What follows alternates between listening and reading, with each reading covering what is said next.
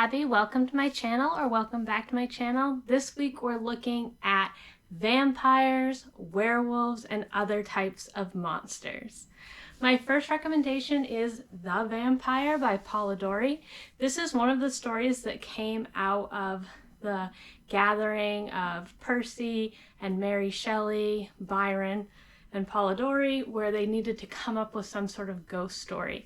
And so the main character, there's two guys, and one of them is a vampire, and the other, Aubrey, is just a regular guy who falls in love. But of course his friend Ruthven, the vampire, goes after the girl that he likes. And so this is a short story, and the main vampire guy is very much patterned after Byron himself. So it's kind of a fun get into the spooky season short read. My next vampire rec is Dracula by Bram Stoker. So this is one of the first vampire stories. We also have Camilla, but Dracula follows a man who is going to go work on the accounts of this man who lives in Transylvania. He needs to meet this guy and kind of go through things. When he gets there, the head of the house is like, you can't go out after dark, beware of wolves, and it's just kind of like suspiciously gone at different points in time. And eventually we find out that he is preying on the lives of young girls, and there's a whole bunch of things that happen in the story. It's quite a long story. We get Van Helsing, the vampire hunter, in here as well, but it's just a good gothic spooky tale. On the much lighter side, we have Garlic and the Witch and Garlic and the Vampire. Garlic and the Vampire is the first one, which is why I decided to save it for this video. It follows Garlic, who is a personified garlic who was grown by the witch in Garlic and the Witch, and she needs to go up against a vampire. And so all the different vegetables from the witch's vegetable garden decide that Garlic is the one to go. Garlic deals with anxiety, but wants to be brave for her friends. And so it's just a really cute graphic novel with really cute illustrations, and something that I plan on reading every Halloween season coming up because it's just cute and wholesome. Moving on to two books that I am currently reading, we have Vampires of El Norte, and this is by the same person who wrote The Hacienda, and this follows a dual perspective again that follows Nina and Nestor. And Nina is from an affluent family and Nestor is not. Nina's grandmother is a healer, and Nestor, he works on the rancho for the family until something happens to Nina and they discover that there are bad things out there. The vampires of this story are more, it seems, I'm not done it yet, but seems more the personification of colonization and the white people coming in and interfering in the culture, destroying the land and the animals and stuff that belong to the rancho. This is a very, again, atmospheric, creepy story. The other one I'm currently reading is Serwa, Boateng's Guide to Vampire Hunting, and this follows Serwa and her family. Her family, she comes from a line of vampire hunters. They are originally from Ghana, though she has grown up in the United States. She does travel a lot with her family, but one of the vampires from her family's past comes back, and her dad and mom have to leave her with her cousin to attend regular school and deal with all of the things that normal kids normally have to deal with while they go out and try to track down this vampire that killed her grandmother. And so I'm not done with this one either, but it is a really fun tale, and you have a lot of Ghanaian history in there. And the author, I actually got to meet her.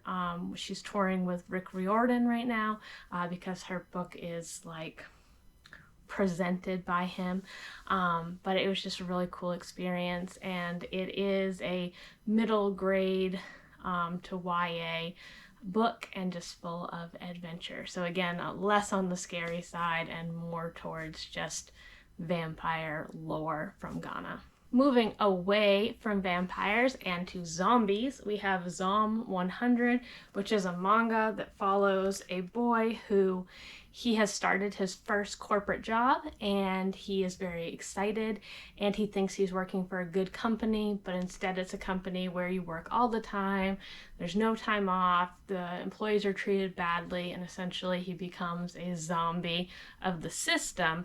But then there's actually a zombie apocalypse, and instead of things going downhill for him, things are actually looking up for him because he is now able to quit his corporate job and instead just deal with the zombie apocalypse. I've only read the first volume so far, but I'm really enjoying it. The images of the zombies and stuff are definitely grotesque, but overall it's a fun and uplifting read, particularly for those of us working in jobs where it can feel a little soul-sucking or zombie-esque. Next, we have werewolves, and so we have Lobizona. Lobizona is a story, it's a YA book written by an Argentinian author, and this follows a girl who is supposed to be a witch, but instead finds out that she is a werewolf, which is a very rare thing to happen, and she's sent to a school, or kind of stumbles into a school where she is looked at as an outsider and different. She is also in the United States illegally, and so it talks a lot about deportation and what it means to not belong somewhere. This is the first book in a series, and I don't want to tell you any more about it because there's a lot of mysterious things going on, but just a really adventure-filled read. My other recommendation for werewolves is Squad, which follows a girl who is going to a new school and joins in with this group of girls who have a squad, and it turns out that they are not a normal group of girls, but instead are a pack of werewolves. And so a lot of chaos ensues from here, and again, I don't want to get into any spoilers of the book, but our main character has to decide how worth it is to be in with these girls and whether she wants to be a part of the squad. Next, we have a couple that fall into weird categories. So we have the Picture of Dorian Gray, which a lot of people put in dark academia for the aesthetic, but it follows Dorian, who is painted by a painter as his beautiful young self, and the painting ends up taking on any of the things that would happen to him as a person, and so he lives a pretty despicable life, or despicable for 1800s, corrupting people. It is definitely Oscar Wilde's not so thinly veiled contempt about his sexuality and the idea of corrupting young men, which he was accused of doing, but that Dorian is living this life where he doesn't face any consequences because those happen to the portrait. So it is a quick read. It has beautiful, flowery language and a very dark academia kind of atmosphere to it, even though it doesn't take place at school, and I think it's more of a vampire, him sucking off of society, than an actual dark academia. Then we have Stepford Wives. Stepford Wives is looking at the classic 1950s American dream.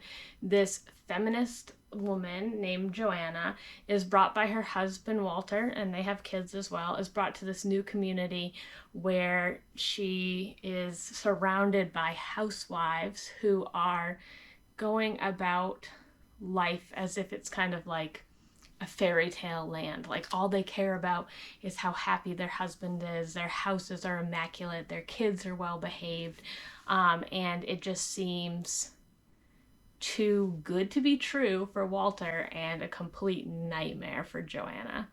And it inspired, there's been a movie, but also I would say that this probably inspired Don't Worry Darling, because it's a similar kind of commentary on life. And then last we have Monster, She Wrote, The Women Who Pioneered Horror and Speculative Fiction.